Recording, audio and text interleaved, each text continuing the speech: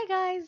So now that we know what differentiation is and the different types, and we've also explained the three criteria that you can use and went in depth on examples of how to do that in your class, I'm now going to give you more concrete or practical things that you can do in your online class because I know that how everybody knows how challenging it could be to do to change your class to an online class. I'm going to tell you just simply in quick steps what you can do to implement this in your online class as well, even if you can't see your students.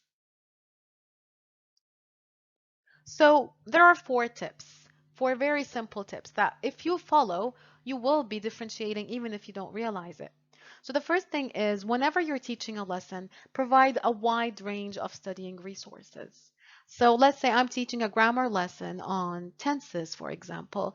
When I give them resources to use, I will provide them with a video, for the visual students and auditory students, a PowerPoint for students who like to work alone, um, links for students who like to do things with their hands, worksheets, maybe a podcast or an audio, and so on. And you'll realize that here I'm differentiating by resource and I'm taking into consideration my students' learning style as well as their intelligence type. So all you have to do is whenever you teach a lesson, provide as many different kinds and types of resources as you possibly can.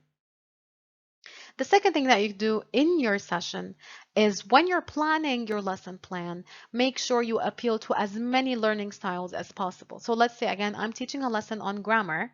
So the first part here, number one, was differentiation on resource.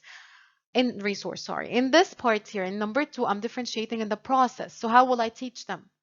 I will provide, let's say, a video, and this video will have some sort of narration in it where somebody explains instead of just a cartoon, or a video with nice music for auditory students. So in this way, I'm teaching both visual and auditory students.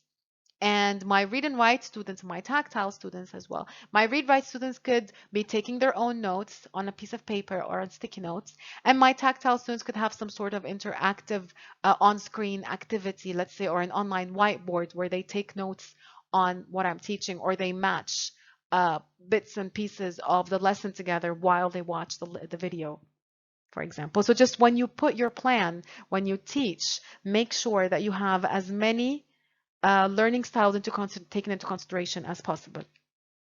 The third way here is to appeal to as many intelligence type as possible as well. So as many things that you can diversify in your lesson as you can, please go ahead with it. So if I'm teaching them a lesson, I could maybe put a quick link to science for my naturalist students. I could give my students the option to listen to some background music as they're solving for my, let's say for my musical students as an example. I could give my students the choice whether to work alone, between brackets, intrapersonal students, or working in pairs or groups, interpersonal students, and so on. Okay, so just when you walk through, or when you go through the lesson plan, see how many intelligence types you appeal to. And the fourth way is to use achievement level groups in your class. And again, this part is more related to the student task phase of your lesson.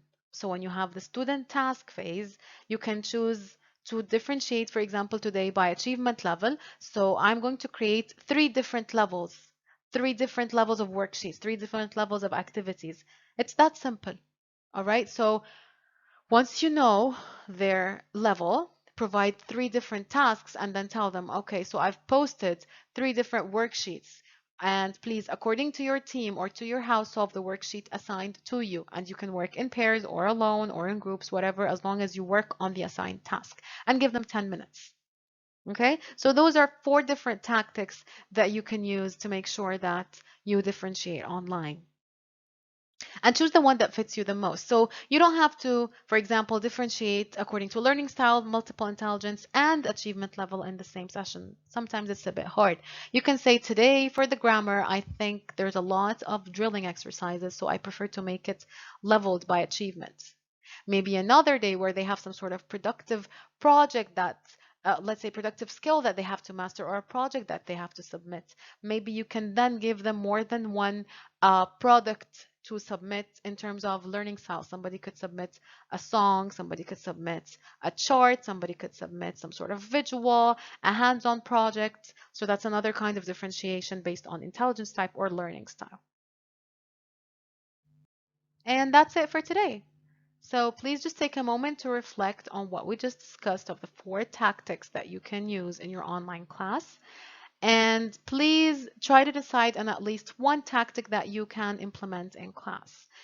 For example, you might choose to use the achievement level, the differentiated, 3 types of differentiated activities according to achievement idea.